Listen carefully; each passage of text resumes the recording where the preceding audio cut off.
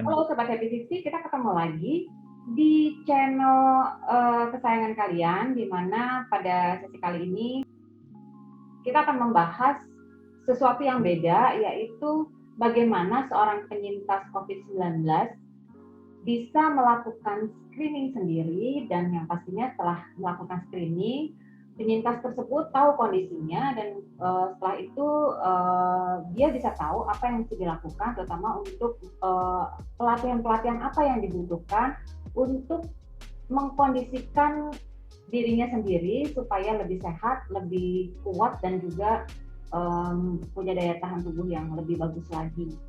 Nah, pada hari ini saya bersyukur sekali ya karena mendapatkan seorang narasumber punya pengalaman background di dalam praktisi sebagai seorang fisioterapis dan juga sering dipanggil di dalam banyak seminar, di dalam banyak event-event sebagai seorang narasumber, karena saya tahu persis Bapak yang satu ini sangat sangat suka membaca, suka menganalisa sesuatu, dan cool, tapi wah, ilmunya luar biasa ya. Oke, saya kenalkan seorang fisioterapis, seorang narasumber, seorang teman juga buat saya pribadi, dan juga banyak banget membantu saya di dalam aktivitas-aktivitas, terutama di dunia kesehatan, khususnya di dunia fisioterapi, yaitu Mas Haris Tabrianto. Halo Mas Haris. Halo Bu Amita, iya. Apa kabar Mas Haris, sehat? Ya, baik Ibu. Alhamdulillah sehat sampai hari ini. Iya, Bu Amita bagaimana kabarnya? Sehat, puji Tuhan. Terima kasih Mas Haris. Halo Mas Haris, kita ketemu lagi ya setelah sekian lama. Waktu itu kita sempat bikin janji ya untuk bikin podcast tentang tentang dunia kesehatan, dan baru bisa tereksekusi sekarang ya, karena luar biasa misalnya Mas Haris ya, apalagi ini sudah mulai kondisinya sudah mulai berkurang kasusnya, sehingga pasien pasti sudah mulai ngantri ya untuk untuk diterapi gitu ya Mas Haris ya. Iya, kurang lebih begitu Ibu. Sudah mulai meningkat mobilitasnya. Sudah meningkat ya Mas Haris ya. Oke Mas Haris, ini kan selama ini trennya memang bukan tren sih ya, sebenarnya lebih ke arah yang terjadi saat ini adalah yang memang lagi hangat-hangatnya dibicarakan adalah tentang COVID-19 ya Mas ya. Siapapun, setiap orang saat ini berupaya gimana caranya supaya tidak terinfeksi oleh virus COVID ini. Dan yang pasti juga bagi yang sudah pernah kena gitu ya, sudah pernah terinfeksi, itu harus berusaha untuk tidak terinfeksi lagi, karena kan itu bisa terulang ya Mas ya, bisa terulang ya kasusnya. Iya, benar Ibu. Iya, benar. Sementara itu yang saya dengar ya sebagai seorang awam gitu ya, kalau seseorang sudah terinfeksi oleh COVID-19 itu kondisinya mungkin sedikit berbeda dengan yang pasien sehat gitu ya Mas ya, artinya yang tidak terinfeksi dengan COVID-19. Nah, saya dengar kan Mas Haris ini punya teknik atau cara-cara ya untuk untuk bagi para penyintas COVID-19 ini yang menginginkan kondisinya tetap prima gitu ya, dan terutama di paru-paru ya, toraksnya ya kalau nggak salah ya Mas Haris ya, yang perlu dilatih ya, atau bagian-bagian tubuh lain lah yang bisa menunjang atau activity daily living, mobilitas dan aktivitasnya kembali normal ya Mas Haris ya. Iya, benar Ibu. Oke, Mas Haris. Jadi tanpa berpanjang lebar lagi, silakan Mas Haris. Kira-kira apa nih apa namanya sesuatu yang perlu diketahui oleh para penyintas COVID-19 ini, Mas Haris, dari sisi seorang fisioterapis? Karena mungkin Mas Haris bisa ceritakan dulu apa sih fisioterapis dan kok apa hubungannya nih dengan penyintas COVID-19 gitu, Mas Haris. Silakan Mas Iya, Haris. ya baik Ibu Amita. Nah jadi memang pada saat-saat ini di mana apa namanya kita di Indonesia sudah pernah kena gelombang kedua ya, gelombang kedua COVID-19 yang sangat besar sekali jumlahnya, maksudnya jumlah dari para individu yang terinfeksi COVID-19. Nah, dari sekian banyaknya pasti ada beberapa persen yang masih mengalami apa namanya gejala penyerta ataupun gejala sisa, Ibu. Jadi gejala sisa. Jadi atau disebut dengan kalau bahasa apa medisnya itu sequel. Jadi sequel. Nah, sequel ini dari apa kasus COVID-19 ini sangat banyak sekali. Nah, jadi sequel dari beberapa maksudnya beberapa kondisi sequel dari COVID-19 ini pastinya adalah kapasitas fisik yang menurun tadi.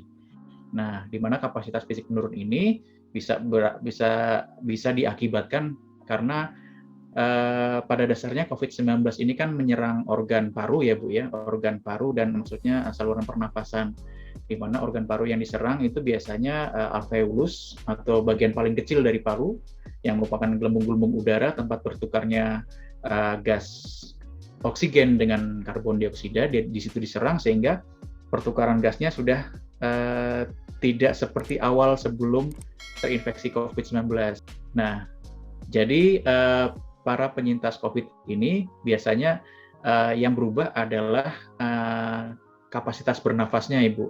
Kapasitas bernafas, terus kemudian kuantitas ataupun jumlah apa namanya oksigen yang bisa dihirup, terus kemudian apa namanya kualitas pertukaran gasnya juga pasti akan berubah drastis, Ibu.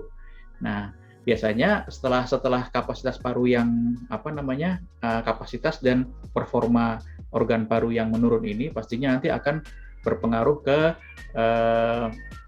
kegiatan lainnya. Jadi misalnya dulunya mungkin kayaknya naik turun tangga di rumah nggak masalah, tapi kok sekarang naik aja atau turun aja sudah harus cari tempat duduk dulu, terus kemudian ambil napas dulu, terus kemudian yang dulunya mungkin bisa tahan apa namanya naik turun kereta api ataupun apa naik transportasi umum, jadinya sekarang mau keluar rumah pun jadi khawatir gitu istilahnya. Nah itu beberapa apa namanya kondisi di mana biasanya akan terjadi setelah salah seorang individu itu terinfeksi COVID-19. Nah makanya dari itu di sini saya dan kemudian mungkin mewakili profesi saya sebagai fisioterapi juga istilahnya mengajukan peran dan peran ini biasanya kita akan mengcover dari sisi kapasitas fisiknya, Ibu. Kapasitas fisiknya kita tingkatkan lagi atau paling tidak kita apa namanya samakan seperti sedia kala, walaupun mungkin ada beberapa individu yang mungkin yang sudah tidak bisa sama seperti 100% seperti sebelum terinfeksi COVID-19. Nah, makanya mungkin saya sedikit selipkan ya tentang fisioterapi ya, Bu ya. Jadi fisioterapi itu adalah sebenarnya tenaga kerja medis yang primer. Karena ada juga yang disebut dengan paramedis, Ibu. Jadi di luar kapasitas medis. Misalnya fisioterapi sendiri memang tenaga kerja medis yang primer yang bertujuan peningkatan kemampuan bergerak dan kemampuan fisik. Nah, terus kemudian fokus kita adalah memperbaiki beberapa kondisi fisik yang mungkin terkendala dari beberapa kondisi yang dialami oleh individu. Sebagai contoh misalnya yang akan kita bicarakan adalah pasca COVID. Tapi sebenarnya di luar pasca COVID ada juga mungkin pasca stroke, ada juga pasca cedera dan sebagainya, Ibu. Nah, jadi nanti bagaimana seorang fisioterapi itu bisa membantu individu apa namanya pasca terinfeksi COVID ini. Nanti kita akan jelaskan beberapa kondisinya ya, kondisi, terus kemudian nanti gimana caranya atau tips untuk men-screening atau memeriksa diri sendiri secara pribadi ya, khusus untuk para penyintas COVID, sehingga nanti para pemirsa sekalian bisa menentukan bahwa oh ternyata memang kondisi saya yang setelah pasca COVID ini harus ditingkatkan lagi, dan kalau seandainya butuh penanganan fisioterapi, sudah bisa kelihatan lah apa yang akan diterima ataupun akan dilakukan. Kira-kira seperti itu, Ibu. Dan kemudian untuk fisioterapi sendiri, kadang-kadang kan kita juga di luar sana yang klinik fisioterapi, tapi mungkin ada ketidakjelasan lah istilahnya ya Bu ya.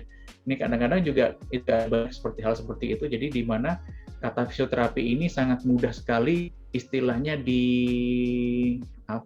dicomot atau copy paste oleh individu-individu yang sebenarnya background-nya bukan fisioterapi. Mungkin background-nya adalah mungkin master atau pemijat, atau background-nya adalah terapi komplementer, tapi di tempat bekerjanya ditulis fisioterapi. Nah, sebenarnya itu termasuk tindakan yang melanggar hukum ya, karena dasar hukum praktek fisioterapi ada sendiri juga, Ibu. Udah diatur oleh Undang-Undang Nomor 39 maksudnya tahun 2015 tentang tenaga kesehatan, dan banyak sekali beberapa Permenkes atau peraturan Menteri Kesehatan sejak tahun 2013 sampai ke sampai ke tahun-tahun ini. Jadi di sana menyebutkan bahwa kalau memang benar fisioterapi ya berarti harus ada ijazahnya, minimal ijazah, dan kemudian harus ada juga namanya surat tanda registrasi di Kementerian Kesehatan sebagai fisioterapi. Jadi kalaupun nanti mungkin memang beberapa pemirsa Happy 50 membutuhkan fisioterapi, juga jangan sampai salah untuk mampir ke klinik fisioterapinya. Pastikan bahwa yang tertulis fisioterapi di sana berarti memang benar-benar seorang fisioterapi dengan bisa menunjukkan ijazah dan surat tanda registrasi dari Kementerian Kesehatan. Kira-kira begitu, Ibu. Oke. Tadi ya gimana? Izin praktek yang juga pasien perlu tahu gitu, apakah fisioterapis yang dituju itu punya izin praktek yang legal atau gimana ya, karena kalau enggak kan sebenarnya dia sekarang banyak yang mengatasnamakan tuh kayak apa sih namanya, yang klinik-klinik atau apalah, itu ada terapi-terapi apa yang macam-macam lah gitu, yang saya lihat apa ya background pendidikannya gitu. Iya benar, Ibu. Terus Mas Haris, sebenarnya tadi kalau kita bicara tentang peran fisioterapis di dalam untuk penyintas COVID-19 ya Mas ya, sebenarnya kapan sebenarnya ya penyintas COVID-19 itu membutuhkan fisioterapis, atau sebenarnya yang dibutuhkan oleh seorang fisioterapis bagi penyintas COVID-19 itu apa sih spesifiknya gitu Mas Haris? Oh iya, baik Ibu. Jadi gini, dari kampanye WCPT ya, atau World Conference of Physical Therapy, dan bekerjasama dengan WHO, waktu itu kita mengkampanyekan bahwa mengkampanyekan tentang terapi latihan untuk membantu para penyintas COVID-19. Jadi seperti itu. Nah, jadi latihan yang didesain khusus ini bisa membantu para penyintas COVID-19 untuk meningkatkan level kebugarannya, Bu. Jadi improve fitness ataupun meningkatkan level kebugaran, terus kemudian mengurangi tadi yang saya ceritakan, ada sesak napas. Nah, terus kemudian kuantitas atau istilahnya kualitas pertukaran gas di paru-parunya itu kita coba tingkatkan juga. Terus kemudian kita juga akan meningkatkan kekuatan otot-otot yang spesifik, Ibu. Jadi misalnya sebagai contoh tadi sudah saya sampaikan di depan bahwa kok dulu sebelum kena COVID masih bisa naik turun tangga di rumah misalnya, itu nggak masalah. Ini baru naik aja atau turun aja sudah ngos-ngosan banget, atau bahkan sudah sesak napas seperti itu. Nah, itu kita akan memperkuat otot-otot spesifik yang digunakan untuk aktivitas sehari-hari. Terus kemudian pastinya juga kita bisa seorang fisioterapis bisa juga membantu para penyintas COVID-19 ini untuk meningkatkan keseimbangan dan koordinasinya. Nah, sebagai contoh mungkin yang paling sering kita temui sebenarnya tidak hanya pasca COVID-19 tapi pasca penyakit-penyakit pada umumnya. Jadi pada saat mungkin kita habis sakit flu, mungkin habis sakit mungkin setelah tifus atau bahkan sakit yang membutuhkan bed rest, itu pasti akan terjadi namanya delirium, Ibu. Delirium itu adalah suatu kondisi di mana kayak kita itu berjalan atau duduk tuh ngambang ya istilahnya ya, bukan pusing tapi kayak badan itu tuh ngambang istilahnya.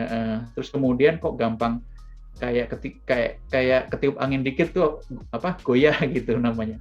Nah, itu delirium. Nah, itu adalah suatu kondisi di mana koordinasi dan keseimbangan tubuh itu mengalami gangguan sementara.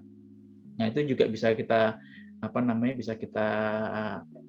akomodir bersama dengan seorang fisioterapis. Terus kemudian juga bisa juga untuk meningkatkan kalau kita sebut itu namanya energy expenditure atau istilahnya pengelolaan stamina.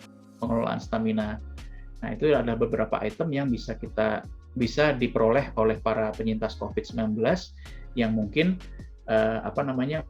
masih mengalami beberapa kondisi sequel ya atau kondisi lanjutan bahkan jauh setelah COVID-nya sudah dinyatakan selesai atau negatif. Itu Bu kira-kira beberapa itemnya. Iya. Jadi kondisi seperti itulah sebenarnya yang dibutuhkan bagi seorang penyintas COVID-19 ya Mas, ya, di mana peran fisioterapis itu adalah menolong mereka, membantu mereka untuk beberapa kondisi seperti tadi level kebugaran pada saat bisa menurunkan kemungkinan mereka untuk sesak nafas, kemudian untuk meningkatkan kekuatan otot-otot, untuk meningkatkan keseimbangan dan koordinasi dan keseimbangan tubuh, Ibu. Itu tadi yang mungkin terganggu dari kondisi delirium tadi ya. Delirium itu di mana kayak kita kok ngambang gitu, ngambang dari duduk, ngambang berdiri itu goyah, terus kemudian itu salah satu contoh adanya gangguan keseimbangan dan koordinasi seperti itu. Iya. Apalagi mau ditambahkan Mas Haris, kita masih ada waktu lagi nih Mas Haris, para penyintas COVID-19 yang mereka bisa berharap banyak terhadap fisioterapis untuk mengembalikan kondisi mereka seperti semula gitu Mas, supaya mereka bisa bermobilitas dan beraktivitas lagi dengan baik. Mungkin ada yang ditambahkan di sini. Iya. Ya, jadi begini, untuk para penyintas COVID, jadi sebenarnya mulai bisa mengira-ngira ya Bu ya, mengira-ngira itu sekitar 3 minggu ataupun kalau 3 minggu kalau seandainya dirawat, maksudnya bisa isolasi mandiri ya, atau bisa juga dari seminggu setelah mungkin kalau dirawat di rumah sakit. Nah, jadi kalau khusus yang dirawat di rumah sakit dalam jangka waktu paling tidak seminggu setelah pulang ke rumah. Nah, itu kalau seandainya masih merasakan tadi ya ada beberapa kondisi seperti delirium tadi yang gangguan keseimbangan dan koordinasi, terus kemudian aktivitas sehari-harinya masih berat, masih terhalangi oleh sesak nafas, terus kemudian badan-badan masih terasa nggak nyaman ya, maksudnya untuk bergerak masih pegel, kaku, atau lagi kalau misalnya yang harus bed rest selama dirawat di rumah sakit kan pasti ada rasa-rasa sakit di nyeri ataupun tidak nyaman di leher, terus kemudian di pinggang. Nah, itu bisa bisa menghubungi fisioterapi, atau bisa juga kalau seandainya mau ada fisioterapi di rumah sakit nanti, itu bisa menghubungi dokter spesialisnya untuk sekiranya bisa dirujuk ataupun diberikan tindakan fisioterapi di sana nanti Ibu. Jadi bisa paling tidak 1-2 minggu setelah dinyatakan sembuh ataupun setelah dinyatakan sembuh, settingannya dari rumah sakit maupun yang isolasi mandiri tadi. Nah, nanti begitu sudah memang seandainya membutuhkan pelayanan fisioterapi, itu tujuan yang paling tinggi lagi sebenarnya dari tadi ya, yang sudah saya sebutkan ya, dari memperbaiki keseimbangan, terus koordinasi, terus kemudian meningkatkan kapasitas paru dan sebagainya. Sebenarnya adalah kita juga fisioterapi harus mencegah terjadinya komorbid yang lebih parah atau komorbid yang baru terjadi. Karena ini juga sebenarnya saya juga menemukan ada salah satu pasien yang masih saya tangani sampai saat ini, diagnosa besarnya adalah stroke, Bu. Tapi stroke-nya justru diakibatkan karena pernah terjangkit atau terinfeksi COVID-19. Nah, makanya jadi dulu sebelum terjangkit COVID-19 tidak masalah, tidak ada stroke, tidak ada apa-apa, tapi begitu terserang COVID malah justru kena stroke pada saat itu. Nah, jadinya tadi kembali lagi ya Bu ya, kembali lagi ke tujuan yang sebenarnya paling besar dari fisioterapi pada penyintas COVID ini adalah kita harus mencegah terjadinya komorbiditas baru atau bertambah parahnya komorbiditas yang sudah ada. Nah, komorbiditas itu termasuklah hipertensi atau tekanan darah tinggi, terus kemudian ada penyakit jantung koroner atau PJK, terus kemudian tadi ada stroke juga, dan kemudian ada diabetes. Nah, 4 komorbiditas ini bisa saja terjadi pada penyintas COVID, padahal sebelum kena COVID dia belum mengalami 4 hal ini, tapi setelah terjangkit COVID bisa jadi malah mengalami salah satu dari 4 ini. Dan bahkan juga mungkin sebelum terjangkit COVID sudah ada 4 komorbiditas ini. Nah, setelah terjangkit COVID atau setelah sembuh dari COVID malah justru akan tambah parah, itu juga bisa Ibu. Makanya nanti perlunya kita men-screening diri mungkin ya Bu, ya nanti dibahas di sesi berikutnya, men-screening diri, dan kita juga harus tahu dari sejak awal kalau seandainya ada mungkin kerabat, keluarga, atau bahkan diri sendiri yang sampai saat ini masih merasakan sequel ataupun gejala-gejala sisa dari COVID. Nah, ada baiknya mungkin segera dikonsultasikan agar tadi komorbiditasnya tadi tidak tambah parah ataupun tidak terjadi setelah pasca COVID tadi itu. Mungkin gitu, mungkin saya kembalikan lagi ke Bu Amita. Iya. Oh gitu ya, saya soalnya punya kenalan juga itu Mas Haris yang setelah kena COVID masuk rumah sakit lagi karena stroke gitu. Iya, sebenarnya COVID ini memang spektrumnya sangat luas sekali ya Bu ya, karena mungkin suatu jenis penyakit yang baru. Jadi sebenarnya kalau kita lihat dari mekanisme terjadinya si penyakit ini dan respon tubuh terhadap penyakit ini, sebenarnya akan sangat masuk akal sebenarnya. Kenapa kok habis stroke bisa darah tinggi misalnya, kok dulunya kemarin nggak kena darah tinggi, sekarang nggak darah tinggi. Misalnya sebelum kena COVID nggak masalah, tapi setelah kena COVID malah ada stroke-nya misalnya, itu sangat masuk akal kalau kita tahu ininya, mekanismenya. Tapi mungkin mau dibahas di sekarang atau di sesi berikutnya mungkin. Teman-teman cerita aja ternyata. Oh iya baik. Nggak kenapa-kenapa kok setelah kena COVID kok jadi ini nyambung yang tadi Mas Haris sampaikan tadi. Oh iya. Iya nggak apa-apa. Gitu. Nah, nggak apa-apa, nanti kita bahas di ini. Iya. Ada lagi Mas Haris? Baik. Apakah itu saja yang yang untuk sesi kita pertama ini? Untuk sesi pertama ini cukup jadi ya Mas Haris ya. Kita sambung lagi sesi kedua, Sobat Happy 50, yaitu bagaimana men-screening diri sendiri yang tadi sudah disampaikan oleh Mas Haris. Bagaimana men-screening diri sendiri, pada level apa kita sebenarnya gitu ya, terutama untuk para penyintas COVID-19. Dan ini bukan hanya penyintas COVID ya Mas yang bisa di-screening ya, sebenarnya orang awam pun yang lainnya juga bisa ya Mas ya? Iya, bisa Ibu. Bisa mengikuti. Bisa ikut, dan itu kira-kira latihan-latihannya seperti apa sesuai dengan mungkin grade-nya ya Mas ya, sesuai dengan levelnya ya, apakah level 1, 2, 3, 4, sampai 5 ya Mas Haris ya?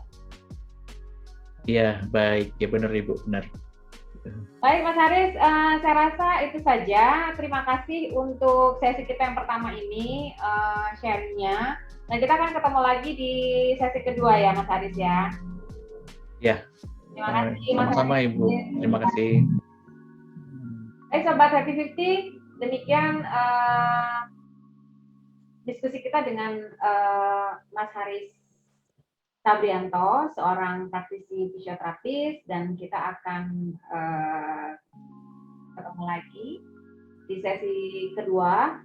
Sesi kedua akan membahas tentang bagaimana para penyintas COVID bisa men-screening dirinya sendiri dan masuk di level mana sehingga akan tahu latihan-latihan yang dibutuhkan apa. Tujuannya yaitu bagaimana para penyintas COVID-19 bisa beraktivitas lagi, bisa bermobilitas lagi dengan baik, dengan efek seminimal mungkin pasca COVID-19. Kita ketemu lagi di sesi kedua. Jangan lupa subscribe, like, dan komen. Sobat Happy 50, kita ketemu lagi. Terima kasih. Bye-bye.